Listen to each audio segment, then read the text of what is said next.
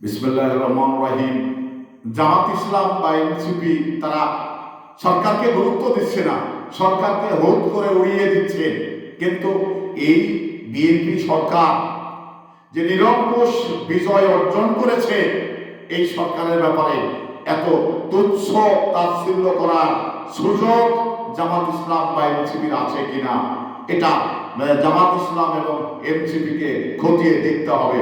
কারণ এই বাংলাদেশে তারেক রহমানের সরকার যা দীর্ঘ 17 বছর ধরে আন্দোলন করে আসছে, তো আমি জামাত বা এনসিপি নেতাদের দৃষ্টি আকর্ষণ করতে চাই, আপনারা একটু দয়া করে এই আন্দোলন করে দেখিয়ে দিন যে আপনারা আন্দোলন করতে পারেন। আমরা বিগত সময় যেটা দেখেছি, আপনারা আন্দোলন করতে পারেননি, আপনারা গুপ্ত রাজনীতি করেছেন, আপনারা গর্তের ভিতর থেকে লুকিয়ে থেকে মাথা বের করে দেখেছেন যে বাংলাদেশে কি হয়েছে।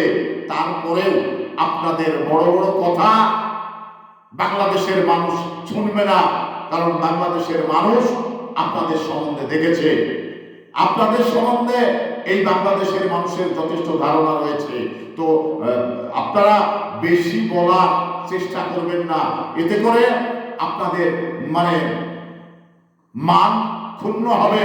কারণ আপনাদের যে গুপ্ত সংগঠন, এটা সারা বাংলাদেশের মানুষ দেখেছে।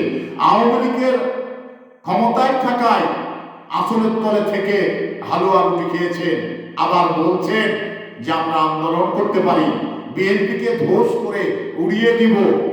এই সক্ষমতা আপনাদের আছে? যদি সক্ষমতা থাকতই তাহলে 17 বছর এই ফ্যাসিলিটিদের তাড়ানোর জন্য আন্দোলনে আপনারা সক্রিয় হতে পারতেন।